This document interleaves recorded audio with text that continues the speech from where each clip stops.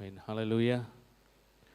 இன்றைக்கு செய்தியின் தலைப்பு என்னவென்றால், தேவனுடைய சமாதானத்தில் எப்படி நடப்பது, how to walk in God's peace. ஆண்டவருடைய சமாதானத்தை குறித்து ஒரு சில வார்த்தைகளை பகிர்ந்து கொண்டு விட்டு, அதற்கு பிறகு இந்த சமாதானத்தை எப்படி பெற்றுக்கொள்கிறோம், இந்த சமாதானத்திலே எப்படி நடக்கிறோம் என்று சொல்லி ஒரு சில சத்தியங்களை நாம் பார்க்க போகிறோம். யோவான் 14ஆம் அதிகாரம் 27ஆம் வசனத்தை படியுங்க. யோவான் 14:27.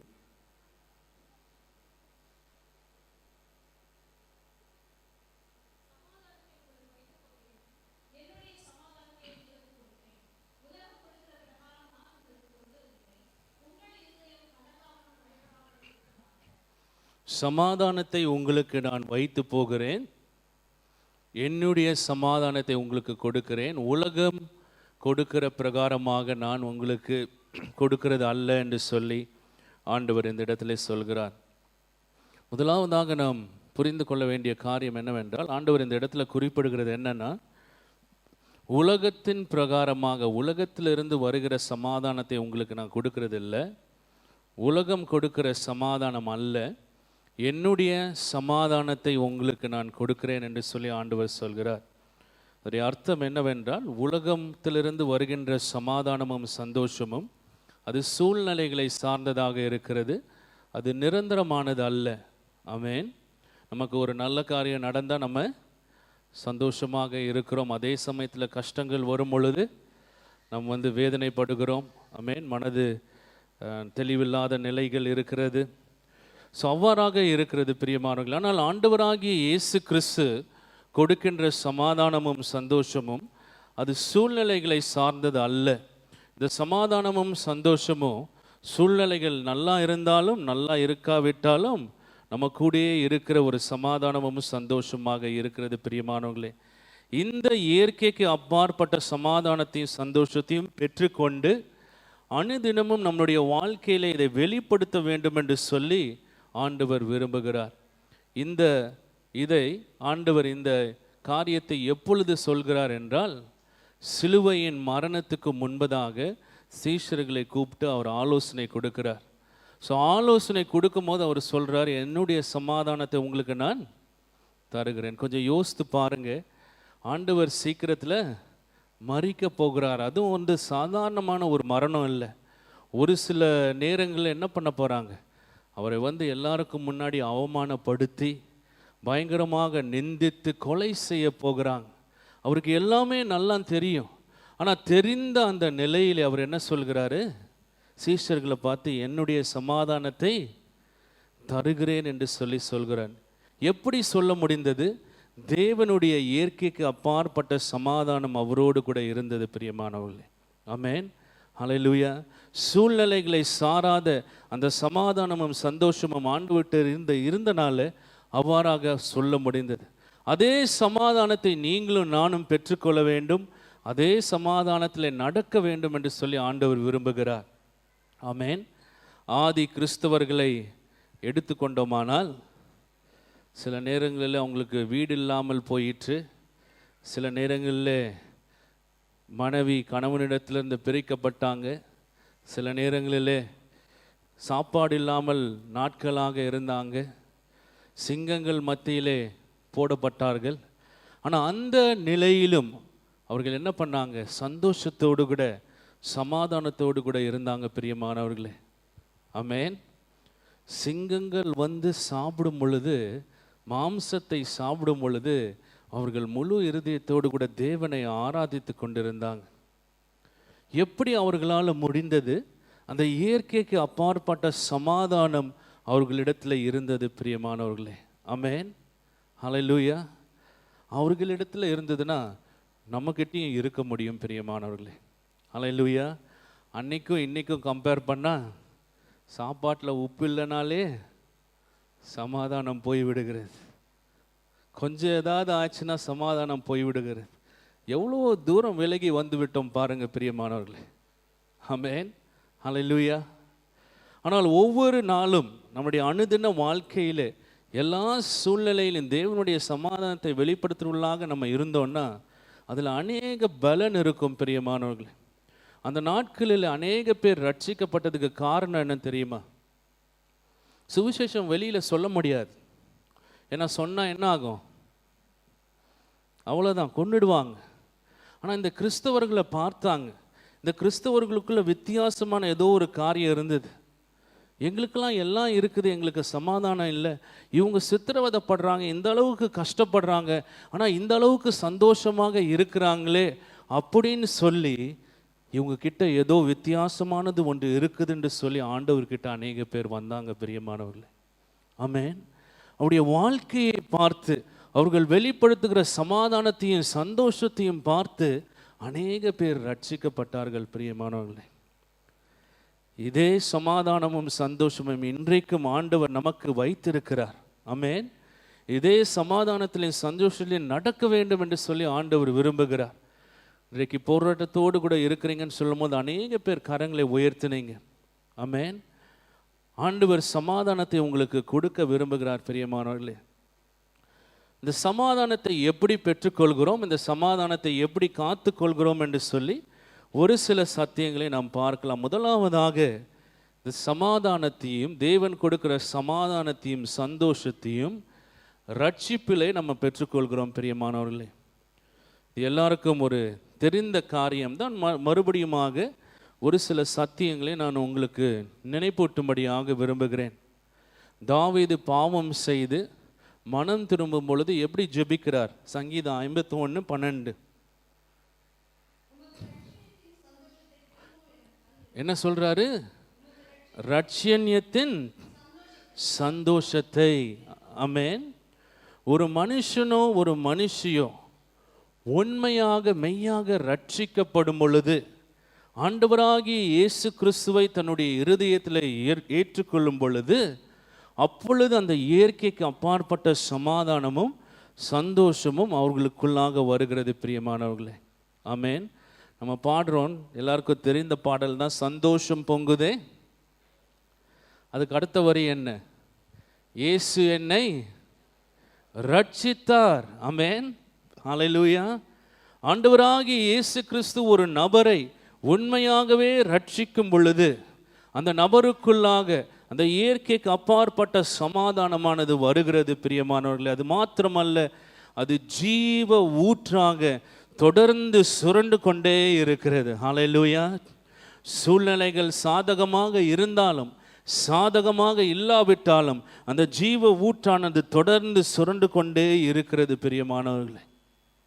இன்றைக்கு உங்களுக்கு கேட்க வேண்டிய கேள்வி என்னன்னா, பொதுவாக தான் நான் சொல்கிறேன், உண்மையான ரட்சிப்பின் அனுபவம் என்று சொல்லி ஒன்று இருக்கிறதா?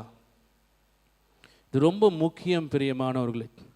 ஏன் இது ஒரு கேட்க வேண்டிய கேள்வின்னா, ஒரு மனுஷனுடைய ஆத்மாவிலே இருக்கிற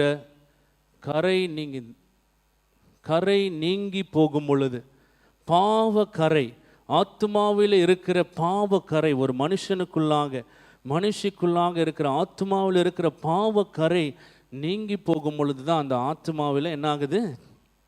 சமாதானம் வருகிறது பிரியமானவர்களே. ஹல்லேலூயா. அந்த பாவ கரை இருக்கிற வரைக்கும், ஒரு மனுஷனுடைய ஆத்மாவில் அந்த பாவம் நீங்காமல் இருக்கிற வரைக்கும் அந்த உண்மையான சமாதானத்தையும் சந்தோஷத்தையும் நம்மளால் பெற்றுக்கொள்ள முடியாது பிரியமானவர்களே. இன்றைக்கு நம்ம நிறைய சத்தியங்களை நம்ம கேட்கிறோம். ஆமென்.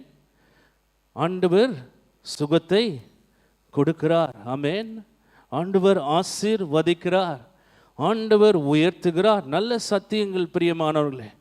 ஆனால் அதற்கு மேலாக ஆத்துமாவை அவர் ரட்சிக்கிற தேவனாக அவர் இருக்கிறார் பிரியமானவர்களே. ஹல்லேலூயா. ஹல்லேலூயா. சத்தியங்களாக சரியாக பிரசங்கிக்கப்பட வேண்டும் பிரியமானவர்களே. ஹல்லேலூயா. ஒரு ஆண்டவரை அறியாத ஒரு நபர் முதலாவதாக தன் பாவி என்று சொல்லி உணர வேண்டும் பிரியமானவர்களே. ஹல்லேலூயா. பாவத்துக்காக மனஸ்தாபப்பட வேண்டும், அந்த பாவத்துக்கு தண்டனை இருக்கிறது என்று சொல்லி அவன் அறிந்து கொள்ள வேண்டும்.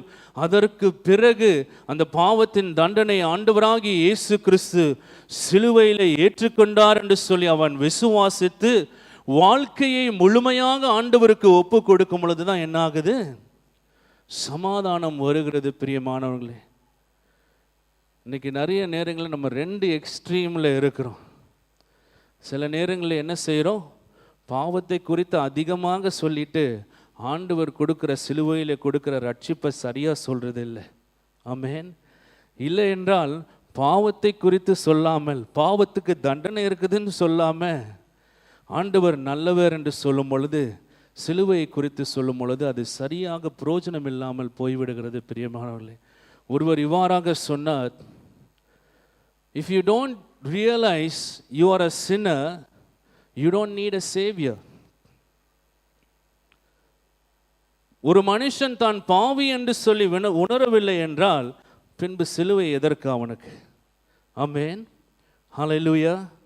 இது சரியாக புரிந்து கொள்ள வேண்டும் பிரியமானவர்களே. நீங்கள் சத்தியம் இப்போ கேட்டுக்கொண்டு இருக்கிறீங்க. ஒரு நாள் உங்களுடைய வாழ்க்கையில் ஒரு நாள் இருக்கிறதா, ஆண்டவரை ஏற்றுக்கொண்ட ஒரு நாள் இருக்கிறதா, இல்லைன்னா ஆண்டவருடைய பாவங்களை மன்னித்து விட்டார் என்று சொல்லி ஒரு நிச்சயம் இருக்கிறதா? பிரியமானவர்களே, ஆண்டவர் ஆசீர்வதித்தார் என்று சொல்லி சபைக்கு வந்து கொண்டு இருக்கிறோமா? சுகம் கொடுத்தார் என்று சொல்லி வந்து கொண்டு இருக்கிறோமா? நல்லது. ஆனால் ஆண்டவருடைய பாவங்களை மன்னித்து விட்டார் என்று சொல்லி 100% உங்களுக்கு இருதயத்தில் தெரியுமா? பிரியமானவர்களே, அப்படி இல்லை என்றால் இன்றைக்கு கடைசியில் ஜெபிக்கும் பொழுது, ஆமென், ஹல்லேலூயா, ஆண்டவருக்கு பாவ மன்னிப்பை கேட்டு உங்களுடைய வாழ்க்கையை ஒப்பு கொடுக்கும் பொழுது, அப்பொழுது அந்த மெய்யான சமாதானத்தையும் சந்தோஷத்தையும் நீங்கள் பெற்றுக்கொள்வீங்க. பிரியமானவர்களே, அப்பாவுடைய சாட்சி அநேக பேர் தெரியும். அப்பா ஒரு ஃபேமஸ் ஹாக்கி பிளேயராக இருந்தாங்க. ஆனால் உண்மையான சமாதானம் இல்லை. அவங்க ரொம்ப ஃபேமஸாக இருந்தாங்க. அப்பா அநேக புகழ் இருந்தது, எல்லாமே இருந்தது, சமாதானம் இல்லை. ஆனால் என்னைக்கு ஆண்டவரை ஏற்றுக்கொண்டாங்களோ சாட்சியில் அப்பா சொல்கிறாங்க, என்னன்னா, எனக்கு ஒரே ஒரு பாட்டு தான் தெரியும், சந்தோஷம் பொங்குதேன்னு சொல்லி. ஆண்டவரை ஏற்றுக்கொண்ட அந்த நாளில் அந்த ஒரு கிட்டார் எடுத்து அந்த பாட்டை நான் நைட்டு ஃபுல்லாக பாடிக்கிட்டு இருந்தேன் என்று சொல்லி சொன்னாங்க. பிரியமானவர்களே, ஒரு மனுஷன் உண்மையாகவே ரட்சிக்கப்படும் பொழுது, மெய்யாகவே தன்னுடைய ஆத்துமா ரட்சிக்கப்படும் பொழுது, அவன் ரட்சிப்பின் சந்தோஷத்தை அவன் அறிந்து கொள்கிறான். பிரியமானவர்களே, அந்த ரட்சணியத்தின் சமாதானத்தை அவன் அறிந்து கொள்கிறான். ஹல்லேலூயா. பாவி என்று சொல்லி உணர வேண்டும், பாவத்துக்கு தண்டனை இருக்கிறது என்று சொல்லி அவன் உணர வேண்டும். அப்பொழுதுதான் அவன் சிலுவையை நோக்கி பார்க்க முடியும். பிரியமானவர்களே, ஏன்னா சிலுவைனா என்ன? ஆண்டவர் நம்மளுடைய எல்லா பாவங்களின் தண்டனையை சிலுவையில் அவர் ஏற்றுக்கொண்டார். ஹல்லேலூயா. அப்பொழுது சிலுவையை நோக்கி பார்த்து அவன் சிலுவையை விசுவாசிக்கும் பொழுது, ஆண்டவராகிய இயேசு கிறிஸ்துவுக்கு வாழ்க்கையை ஒப்பு கொடுக்கும் பொழுது, அப்பொழுது அவனுடைய ஆத்துமாவில் இருக்கிற கரையை அவர் நீக்குகிற தேவனாக இருக்கிறார். ஹல்லேலூயா, ஹல்லேலூயா. ஆத்துமாவில் கரை இருக்கிற வரைக்கும், பாவ மன்னிப்பின் நிச்சயம் இல்லாத வரைக்கும் மெய்யான சமாதானம் சந்தோஷம் இருக்காது. பிரியமானவர்களே, ஒரு ஆண்டவரை ஏற்றுக்கொள்ளாத ஒரு நபரை ஆண்டவருக்குள்ளாக கொண்டு வரும் பொழுது ஆண்டவர் சுகப்படுத்துகிறான்னு சொல்லலாம், நல்லது, ஆமென். அவங்களுக்காக ஜெபிக்கலாம். அவங்க சுகமான உடனே என்ன பண்ணணும்? சிலுவைக்கு நேராக அவர்களை வழி நடத்த வேண்டும். பிரியமானவர்களே, ரட்சிப்பின் பாதையிலே அவர்கள் வழி நடத்த வேண்டும். இல்லைனா சரியில்லாத ரட்சிப்பின் அனுபவம் இல்லாமல் அவர்கள் சபைக்கு வர ஆரம்பிப்பாங்க. அவங்களுடைய வாழ்க்கையில் ஒரு மாற்றமே இருக்காது. கிறிஸ்துவம் என்பது வெளியரங்கமாக சடங்காச்சாரமாக இருக்கும். பிரியமானவர்களே, ஏதோ ஒரு சில காரியங்களை செய்கிறோம் என்று சொல்லி அப்படி மாறிவிடும். பிரியமானவர்களே, இருதயம் மாற்றப்படும் பொழுதுதான் வெளியான வாழ்க்கை மாற்றப்படுகிறது. இருதயம் மாற்றப்பட வேண்டுமானால் பாவங்கள் மன்னிக்க வேண்டும். இருதயத்தில் இருக்கிற பாவ கரைகள் நீங்க வேண்டும். இருதயத்தில் ஆண்டவனுடைய பாவத்தை மன்னித்து விட்டார் என்று சொல்லிய நிச்சயம் வர வேண்டும். பிரியமானவர்களே, ஆண்டவராகிய இயேசு கிறிஸ்து சிலுவையிலே எல்லாவற்றையும் செய்து முடித்து விட்டார். ஆமென். ஒருவேளை நீங்கள் ஆண்டவர் என் பாவத்தை மன்னிச்சிட்டாரா, மன்னிக்கலையான்னு சொல்லி போராடி கொண்டிருந்தீங்கன்னா, God did a complete work. Hallelujah. ஆண்டவராகிய இயேசு கிறிஸ்துவின் சிலுவை போதுமானதுங்க. Hallelujah. He's paid for all of your sins in full. Amen. அதை நீங்க விசுவாசிங்க. கிறிஸ்துவுக்குள் இருக்கிறவர்களுக்கு ஆக்கினை தீர்ப்பு இல்லை என்று சொல்லி இருக்கிறது. ஸோ அந்த சமாதானத்தையும் சந்தோஷத்தையும் ரட்சிப்பிலே நாம் பெற்றுக்கொள்கிறோம். ரெண்டாவதாக, ஆண்டவரோடு கூட நடக்க வேண்டும் பிரியமானவர்களே. ஆண்டவரோடு கூட நடக்க வேண்டும். இந்த சமாதானத்தையும் சந்தோஷத்தையும் எப்படி காத்து கொள்கிறோன்னா, ஆண்டவரோடு கூட அனுதினமும் நடக்கும் பொழுது பிரியமானவர்களே. 2 வசனங்களை நாம் படிக்கலாம். சங்கீதம் 16:11 படிங்க.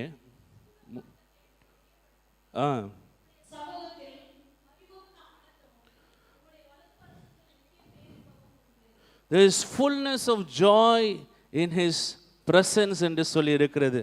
ஆண்டவருடைய பிரசன்னத்தில் என்ன இருக்கிறதா சொல்லுங்க? சந்தோஷம் இருக்கிறது. ஆண்டவருடைய பிரசன்னத்தில் என்ன இருக்கிறது? சமாதானம் இருக்கிறது. பிரியமானவர்களே, நாம் தேவனுடைய பிரசன்னத்தை எடுத்து செல்கிறவர்களாக நாம் இருக்க வேண்டும் பிரியமானவர்களே. ஹல்லேலூயா. உங்களுடைய ஜெப நேரம், நீங்க ஜெபிக்கும் பொழுது எப்படி தெரியுமா ஜெபம் பண்ணணும்? இந்த ஜெபத்தில் ஆண்டவரை நான் சந்திக்க வேண்டும், ஆண்டவருடைய பிரசன்னத்தை நான் உணர வேண்டும். அப்படி நம்மளுடைய ஜெப வேலை இருக்க வேண்டும் பிரியமானவர்களே. ஒவ்வொரு ஜெப வேலையிலும் ஆண்டவருடைய பிரசன்னத்தை உணர உள்ளாக இருந்தோம்னா என்ன ஆகும் தெரியுமா? ஆண்டவருடைய பிரசன்னம் நம்மை நிரப்பும் பொழுது பாரங்கள் நீங்கி போகும், அன்னைக்கு உள்ள கவலைகள் நீங்கி போகும். ஆண்டவர் அன்னைக்கு உள்ள ஆலோசனையை தருவார் பிரியமானவர்களே. ஹல்லேலூயா. We should be a people who experience God's presence constantly in our lives. அனுதினமும் தேவனுடைய பிரசன்னத்தை அனுபவிக்கிறவர்களாக இருக்க வேண்டும். இன்னும் ஒரு படி சொல்லணும்னா, அனுதினமும் தேவனுடைய பிரசன்னத்தை எடுத்து செல்கிறவர்களாக இருக்க வேண்டும் பிரியமானவர்களே. ஹல்லேலூயா. ஜெப நேரத்தில் நீங்க எப்படி இருக்கணும்னா, ஆண்டவரே உம்மை நான் சந்திக்க வேண்டும். This has to be a time where I should meet you, O God. ஆமென். ஹல்லேலூயா. ஏதோ விண்ணப்பத்தை சொல்லிட்டு போறது இல்லை பிரியமானவர்களே. நீங்க முழு இருதயத்தோடு தேடினீங்கன்னா வேத வசனம் என்ன சொல்லுது? அவரை கண்டடைவீர்கள் என்று சொல்கிறது. If you seek him with all your heart and for long enough, you will surely find him. தேவனுடைய பிரசன்னத்தில் தான் ஆறுதல் இருக்கிறதுங்க. தேவனுடைய பிரசன்னத்தில் தான் சமாதானம் இருக்கிறதுங்க. தேவனுடைய பிரசன்னத்தில் தான் பாரங்கள் நீங்கி போகிறது. அது ஆண்டவருடைய வார்த்தையில சொல்லியிருக்கிறாரு. வருத்தப்பட்டு பாரம் சுமக்கிறவர்களே எல்லாரும் என்னிடத்துல வாங்க என்று சொல்லியிருக்கிறார். ஏசாயா 61ஆம் அதிகாரம் எல்லாருக்கும் தெரிந்த பகுதி. அங்க ஆண்டவர் உடைய அபிஷேகத்தின் நோக்கங்கள் இருக்கிறது. The Spirit of the Lord is upon me என்று சொல்லி அபிஷேகத்தை எதற்காக கொடுக்கப்பட்டிருக்கிறது என்று சொல்லி அங்கே எழுதி வைத்திருப்பட்டிருக்குது. அதில் பார்த்தீங்கன்னா முக்காவாசி எதற்காக தெரியுமா? மனதிலே சுகம், இருதயத்திலே சுகம், மனதிலே விடுதலை. It has to do with inner healing. It has to do with deliverance. இன்னைக்கு அநேக பேர் கட்டப்பட்ட நிலையில் இருக்கிறாங்க, வேதனையோடு கூட இருக்கிறாங்க. அபிஷேகத்தின் ஒரு முக்கிய நோக்கம் என்ன தெரியுமா? மனதில் நீங்க விடுதலையாக இருக்க வேண்டும் என்று சொல்லி பிரியமானவர்களே, கொஞ்சம் யோசித்து பாருங்க. உங்களுக்கு ஒரு சோதனை வருது, அந்த சோதனையின் மத்தியில் நீங்க சந்தோஷமாக சமாதானமாக நடந்தீங்கன்னா ஆஃபீஸில் உள்ளவங்க வந்து கேட்க மாட்டாங்களா? இவ்வளோ பிரச்சனையின் மத்தியில் எப்படி நீங்க இந்த அளவுக்கு சமாதானமாக இருக்கிறீங்க என்று சொல்லி. அப்போ நீங்க சொல்லலாம், இயற்கைக்கு அப்பாற்பட்ட சமாதானம் தேவன் எனக்கு கொடுத்திருக்கிறார். ஹல்லேலூயா. உங்களுக்கும் அவர் தருவார் என்று சொல்லி. ஏன்னா பிரச்சனைகள் என்பது அவிசுவாசிக்கும் வரும், விசுவாசிக்கும் வரும் பிரியமானவர்களே. 2வதாக சங்கீதம் 119 165. வேதத்தை தேடுகிறவர்களுக்கு என்று சொல்லியிருக்கிறது.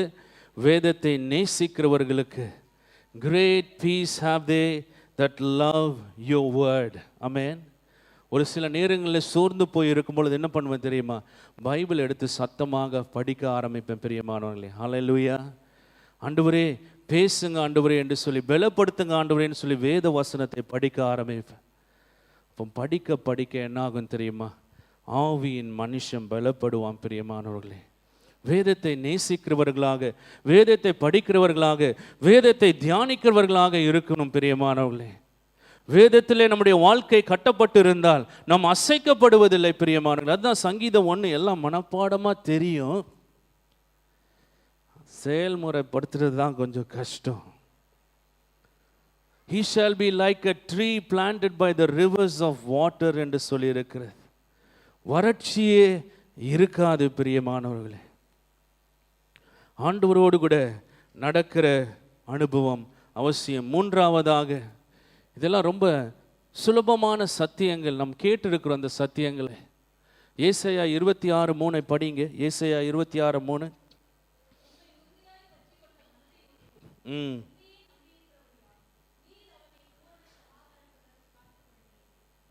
இறுதியாய் பற்றி கொண்டிருக்கிற மனிதன் என்று சொல்லி தமிழ்ல இருக்கிறது. ஆங்கிலத்தில் இவ்வாறாக இருக்குது, whose mind is steadfast on you. நம்முடைய மனது எப்பொழுதும் யார் மேலே இருக்கணுமா? ஆண்டவரிடத்தில் இருக்கணும். ஹல்லேலூயா, ஆமென். நம்ம அதை ஒரு பயிற்சியாக நம்ம செய்து அவ்வாறாக நம் மனதை ஆண்டவர் மேலே வைக்க கற்றுக்கொண்டோம்னா, எந்த சூழ்நிலை வந்தாலும் ஆண்டவரோடு கூட அந்த கனெக்ஷன் இருக்கிறனால என்ன இருக்கும்? ஆண்டவருடைய ஜீவன் வந்து கொண்டே இருக்கும் பிரியமானவர்களே. ஹல்லேலூயா. நன்றாக கவனிங்க. உங்களுடைய வாழ்க்கைக்கு ஆலோசனை யார்கிட்ட இருக்கிறது? ஆண்டவர்கிட்ட இருக்கிறது. ஜீவன் யார்கிட்ட இருக்கிறது? ஆண்டவர்கிட்ட இருக்கிறது பிரியமானவர்களே. ஸோ நம்மளுடைய மனதை நோக்கமாக ஆண்டவர் மேலே எப்பொழுதும் இருக்கும்படியாக வைக்கும்படியாக நம்ம கற்றுக்கொண்டோம்னா, தேவனுடைய சமாதானம் எப்பொழுதும் நமக்குள்ளே இருக்கும் பிரியமானவர்களே. ஹல்லேலூயா. நிறைய நேரங்களில் நம்ம மற்ற காரியங்கள் என்ன பண்ணிடுறோம்? நோக்கமாயிடுறோம் பிரியமானவர்களே. பிரதர் ஆண்ட்ரூ என்று சொல்லி, நம்மளுடைய சகோதரர் ஆண்ட்ரூ அவர் அல்ல, பிரதர் ஆண்ட்ரூ என்று சொல்லி ஒரு தேவனுடைய மனிதன் இருந்தார். இன்றைக்கு அவருடைய புஸ்தகம் அநேக ஆயிரங்களுக்கு ஊழியம் செய்கிறதாக இருக்கிறது.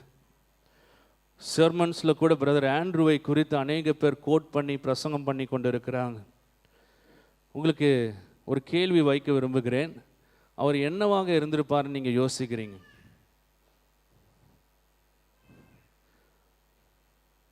யாராவது சொல்லுங்க பார்க்கலாம்.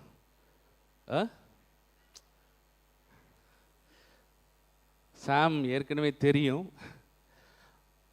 அவருடைய வேலை, அவர் வாழ்க்கை முழுவதும் செய்த வேலை என்ன தெரியுமா? பாத்திரம் கழுவுறது. அவர் ஒரு கிறிஸ்தவ மொனஸ்டரியில் அவர் ஒர்க் பண்ணி கொண்டிருந்தார். அவர் லைஃப் முழுசும் செய்த வேலை என்னென்னா பாத்திரம் கழுவுறது தான் செஞ்சார். ஆனால் அவர் புக்கு ஒன்றும் எழுதலை, புஸ்தகம் ஒன்றும் எழுதலை. அந்த காலத்தில் கடிதத்தின் மூலமாக தொடர்பு கொண்டாங்க.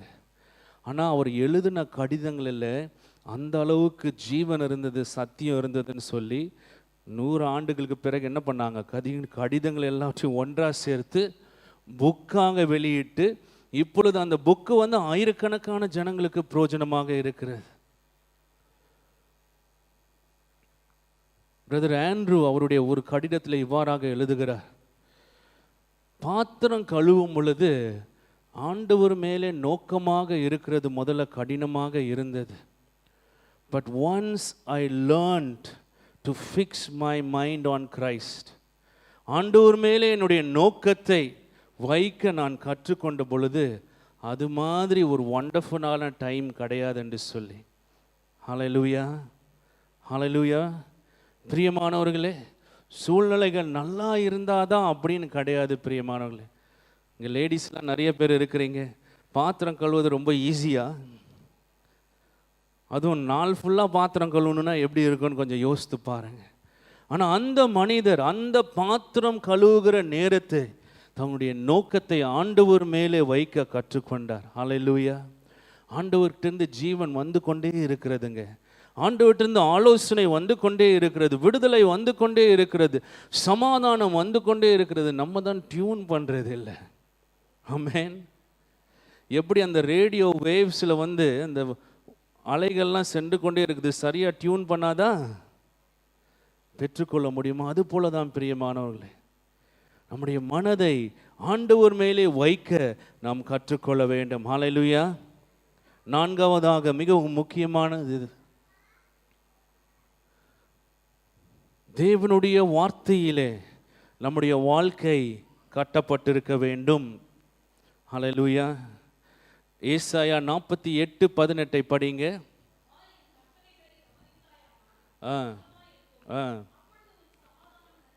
உங்களுக்கு ஒரு பின்னணியை நான் கொடுக்க விரும்புகிறேன். இஸ்ரவேல் மக்கள் ஆண்டவருக்கு பிரியமில்லாமல் நடந்து நடந்து நடந்து அது நிமித்தமாக எதிரிகள் வந்து மேற்கொண்டு ஒரு போராட்டமான ஒரு நிலையில் இருந்தாங்க. அப்பொழுது அந்த நிலையில் வேதனையோடு கூட ஆண்டவர் இந்த வார்த்தைகளை கூறுகிறார். படிங்க. நலமாயிருக்கும்.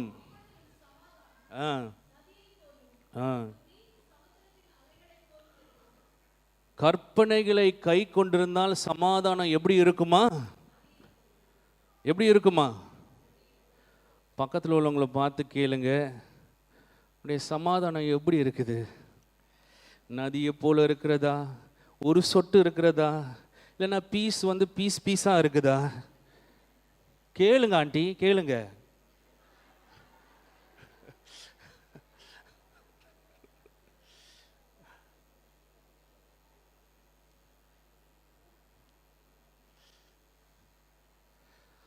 ஆண்டவருடைய கட்டளைகளுக்கு கீழ்ப்படிந்து நம்முடைய வாழ்க்கையை கட்டியிருந்தோமானால் சமாதானம் நிறைவாக இருக்குங்க. இன்னைக்கு நிறைய நேரங்களில் நம்ம இஷ்டப்படி நம்முடைய வாழ்க்கையை கட்டிடுறோம். பிள்ளைங்க படிப்பு நம்ம யோசிக்கிறபடி படிக்க வைக்கிறோம். வேலை நம்ம யோசிக்கிறபடி வேலையை தேர்ந்தெடுக்கிறோம். அதுக்கப்புறம் பிரச்சனை வரும் பொழுது கிருபை இல்லாமல் இருக்கிறது, போராடி கொண்டே இருக்கிறோம். ஆமென். தொடர்ந்து ஒரு இடத்துல போராடி கொண்டு இருக்கும் பொழுது, தொடர்ச்சியாக இருக்கும் பொழுது போராட்டம் வரதான் செய்யும். பட் போராட்டத்தின் வழியாக கடந்து செல்கிறதுக்கு, மேற்கொள்கிறதுக்கு ஆண்டவர் கிருபையை கொடுக்கிறார். ஆமென். தொடர்ந்து கிருபையே இல்லாமல் இருக்கும் பொழுது, தொடர்ந்து போராட்டம் இருக்கும் பொழுது, அப்போ கேள்விக்குறி, இது ஆண்டவருடைய சித்தமா? காலேஜுக்கு போனான் பையன், என்ன பண்ணுச்சு? ஊதாரியா போயிட்டான். நீங்கள் அனுப்புன காலேஜ் ஆண்டவருடைய சித்தமா? நீங்கள் படிக்கிற பையனை படிக்க வைக்கிற படிப்பு ஆண்டவருடைய சித்தமா? மிஷினரியாக ஆண்டவர் அவனை தேர்ந்தெடுத்திருக்கலாமே.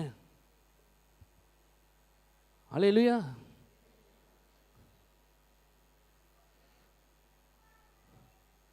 ஆண்டவருடைய சித்தத்தின்படி செய்யும் பொழுது சமாதானம் இருக்கிறது, நிறைவாக இருக்கிறது. பிரியமானவர்களே, சூழ்நிலைகள் சாதகமாக இருந்தாலும் சாதகமாக இல்லாவிட்டாலும் ஆண்டவருடைய கிருபை இருக்கிறது. ஆண்டவர் சொல்லவில்லையா, என் கிருபை உனக்கு போதும் என்று சொல்லி. We've come so far away from the absolute truths of the word of God. தேவனுடைய சத்தியங்கள் இருக்கிற என்ன சொல்றது, வழிகளிலிருந்து ரொம்ப தூரமாக வந்துட்டோங்க, ரொம்ப தூரமாக வந்து விட்டோம். அந்த நாட்களிலே கிறிஸ்தவர்களை வந்து என்ன பண்ணாங்கன்னா எரிச்சாங்க. அப்பொழுது ஒரு கிறிஸ்தவ தலைவரை எரிக்கும்படியாக இருந்தாங்க. எரிக்கும்படியாக இருக்கும் பொழுது அசிஸ்டன்ட்க்கு வந்து ரொம்ப ஒரு பயம் இருந்தது. ஸோ அவர் அந்த கிறிஸ்தவ தலைவர் அடுத்த நாள் எரிக்க போகிறாங்க.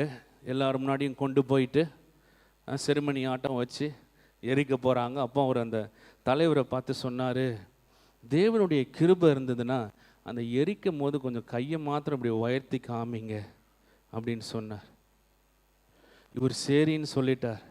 ஸோ அடுத்த நாள் வந்து கூட்டிகிட்டு போனாங்க. கூட்டிகிட்டு போயிட்டு கேட்டாங்க, யூ ரீகேண்ட் அந்த மாதிரி இந்த மாதிரி ஏசா அந்த அவர் போதித்தது வந்து இல்லை என்று சொல்லும்படியாக கேட்டாங்க. இல்லை, நான் போதித்ததின்படி நிற்கிறேன் என்று சொல்லி சொன்னார். உடனே கட்டி போட்டு எரிக்க ஆரம்பித்தாங்க. தீ நன்றாக எரிந்து கொண்டிருக்கிறது, இவர் கையே உயர்த்தலை. உடனே இந்த அசிஸ்டண்ட்டுக்கு வந்து ரொம்ப தயக்கமாக போகிவிட்டது. ஐயோ, இப்போ நான் எப்படி சாட்சியாக இருக்க முடியும் அப்படின்னு யோசித்து கொண்டு இருக்கும் பொழுது சரீரம் வாடின நிலையில், கருகி போன நிலையில், உயிர் போகிற நிலையில் அவர் மெல்லமாக கரத்தை உயர்த்தினார். பிரியமானவர்களே, ஹல்லேலூயா. God's grace is available. எல்லா சூழ்நிலையும் மேற்கொள்ளும்படியாக, எல்லா சூழ்நிலை வழியாக கடந்து செல்லும்படியாக ஆண்டவருடைய கிருபை இருக்கிறது. பிரியமானவர்களே, நிறைய நேரங்களில் சுயமாக நடக்கிறனால கிருபை இல்லாமல் இருக்கிறது. இல்லைன்னா அந்த கிருபையை எப்படி பெற்றுக்கொள்கிறோம் என்று சொல்லி தெரியாமல் இருக்கிறோம். பிரியமானவர்களே, இங்கே பஸ் ஓட்டுறவங்க யாராவது இருக்கிறீங்களா? இப்போ சகோதரர் சாம் இருக்கிறார். உதாரணமாக இன்னும் பைக் லைசன்ஸ் வாங்கிடுவார். சாம் கொஞ்சம் முன்னாடி வாங்க. இங்கே ஸ்டேஜில் சாமுக்கு ஜோம் பண்ணுறதுல என்னென்னா ஊழியக்காரனாக ஆகணும், ஆண்டுடைய வார்த்தையை நல்லா பிரசங்கம் பண்ணணும்.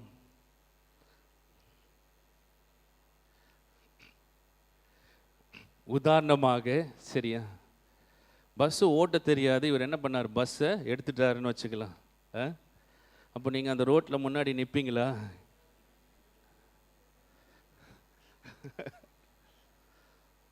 ஸோ என்னது, பிரேக்குக்கு பதில் ஆக்சிலேட்டர் அமுக்கிறார். நான் கார் ஓட்டும் போது ஒரு தடவை அப்படி செஞ்சுருக்கிறேன். பிரேக்குக்கு பதில் ஆக்சிலேட்டர் அமுக்கிட்டேன், முன்னாடி இருக்க காரில் போய் இடிச்சிருச்சு. ஸோ எல்லாம் ஜனங்கள்லாம் பார்த்துட்டு ஐயோ ஐயோன்னு கத்துறாங்க. பஸ்ஸில் உள்ளவங்களாம் ஐயோ ஐயோன்னு கத்துறாங்க. பிரதர் சாமும் ஐயோ ஐயோ கத்துறாரு.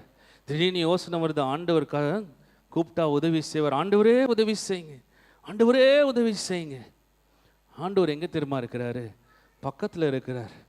பக்கத்தில் இருந்து என்ன சொல்கிறார் தெரியுமா? சாம், முதல்ல வீலை விட்டு எந்திரி சாம், என்ன ஓட்ட விடு சாம். இன்னைக்கு நம்முடைய வாழ்க்கையை நம்ம ஓட்டிக்கொண்டு ஐயோ ஐயோ ஐயோ அப்படின்னு இருக்கிறோம். நீங்கள் ஆண்டவரை ஓட்ட ஓட்டிங்கன்னா, ஆமேன், நல்ல கரங்களை தட்டலாம். அவர் அமர்ந்த தண்ணீர் அண்டை அவர் கொண்டு போய் விடுவார், புல்லுள்ள இடங்களிலே அவர் கொண்டு போவார். மரண இருளின் பள்ளத்தாக்கிலே நடந்தாலும் பயப்பட மாட்டீங்க. ஏன்? அங்கேயும் அவருடைய பிரசனம் உங்களோடு கூட இருக்குங்க. அவருடைய கோலும் தடியும் உங்களை தேற்றுகிறதாக இருக்கும். எல்லா சூழ்நிலைகளும் அவருடைய கிருபை இருக்குங்க. நம்மளுடைய வாழ்க்கையை நம்மளே ஓட்டி கொண்டு இருக்கிறனால தான் போராட்டங்கள். கடைசியாக 6ஆம் குறிப்பை பார்க்கலாம். எல்லாருக்கும் ஒரு தெரிந்த ஒரு பகுதி தான். அந்த வசனங்கள் எப்படி ஆரம்பிக்குது? இல்லை, ஒன்றுக்கும் கவலைப்படாமல். இது பக்கத்தில் உள்ளவங்களை பார்த்து நீங்கள் கண்டிப்பாக சொல்லணும். பக்கத்தில் உள்ளவங்களை பார்த்து சொல்லுங்க, ஒன்றுக்கும் கவலைப்படாமல். ஆண்டவர் ஒரு சில காரியங்களை சொல்லியிருக்கிறார்னா காரணத்தோடு கூட தான் சொல்லியிருக்கிறார். நம்ம என்ன பண்ணுறோம்? ஆப்போசிட்டாக எல்லாத்துக்கும் கவலைப்பட்டுட்டு அப்படி தானே இருக்கிறோம்.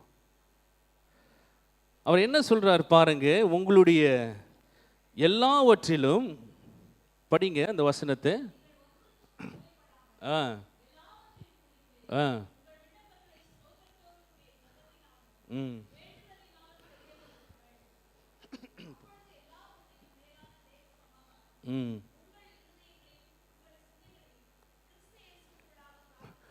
ஆங்கிலத்தில் இவ்வாறாக இருக்கிறது, with thanksgiving என்று சொல்லி இருக்கிறது. ஆமென்.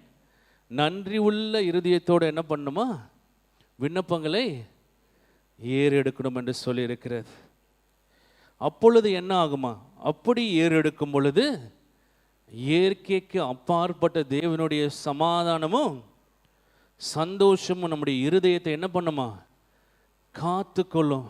பிரியமானவர்களே, தேவனுடைய சமாதானமும் சந்தோஷம் நம்ம கூட இருக்கணும்னா ஒரு நன்றி உள்ள ஒரு இருதயம் அவசியம். ஆமென். பக்கத்தில் உள்ளவங்களை பார்த்து கேளுங்க, நன்றி உள்ள இருதயம் இருக்கிறதா? இல்லைன்னா முறுமுறுக்கிறீங்களா? கம்ப்ளைண்ட் பண்ணுறீங்களா? ஹிந்தியில் நல்ல வார்த்தை, குடுக்குடானே வாழை, முறுமுறுக்கிறது. பிரச்சனைகள் வரும் பொழுது நிறைய நேரங்கள் என்ன தெரியுமா ஆகுறது பிரியமானவர்களே? அந்த பிரச்சனையின் மேலே நோக்கமாயிடுறோம்.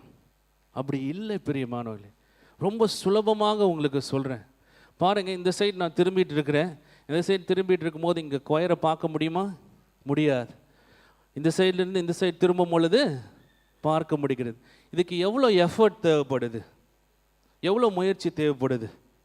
ரொம்ப முயற்சியை ரொம்ப கஷ்டப்பட்டு அப்படி திரும்பணுமா? ரொம்ப சுலபமானது தானே. அதே போல தான் பிரச்சனைகள் வரும் பொழுது மனதில் உங்களுடைய நோக்கத்தை என்ன பண்ணணும்? ஆண்டவர் செய்த நன்மைகளுக்கு நேராக திருப்பணுங்க. ஹல்லேலூயா.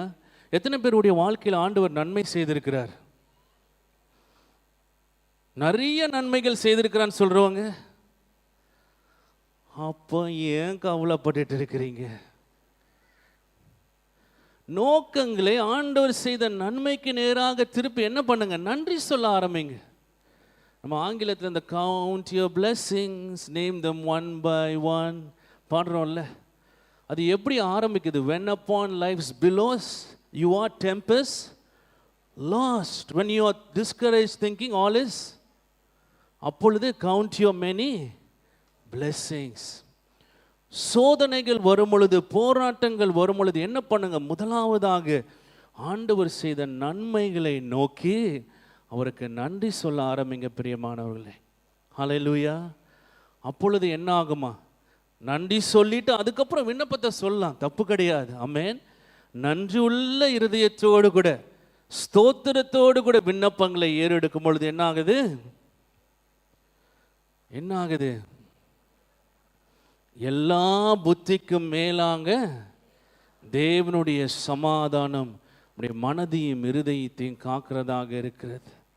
ஆனால் நிறைய நேரங்களில் நம்ம அப்படி இல்லை. நம்ம என்ன பண்ணுறோம்? பிரச்சனை வந்த உடனே புலம்பல் புஸ்தகம் 7ஆம் அதிகாரத்தை எழுத ஆரம்பித்து விடுகிறோம். இல்லை, எவ்வளோ அதிகாரங்கள் இருக்கிறது? 11, 12, 13, 14. அப்படி இல்லை பிரியமானவர்களே. ஆமென். ஆண்டவருக்கு நன்றி சொல்ல பாருங்க, துதித்து பாருங்க பிரியமானவர்களே.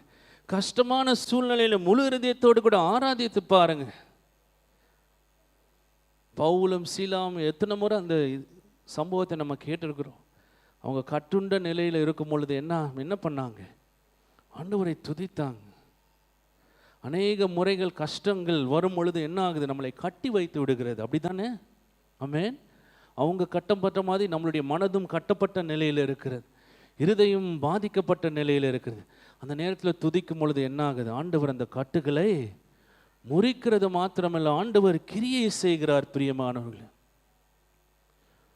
If there is a grateful person, then God's presence is there with that person. Amen. நன்றி உள்ள இருதயத்தோடு கூட இருக்கிறவர்கள் மேலே அவர் பிரியமாக இருக்கிறார். அவருடைய பிரசனம் அந்த இடத்துல வாசம் செய்கிறதாக இருக்கிறது பிரியமானவர்களே. அவங்களுடைய வாழ்க்கையில் பார்த்தீங்கன்னா கான்ஸ்டண்ட்டாக ஆண்டுடைய கிரியை இருந்துக்கிட்டே இருக்கும் பிரியமானவர்களே. ஹல்லேலூயா. நன்றியுள்ள இருதயத்தை நாம் காத்து கொள்ள வேண்டும்.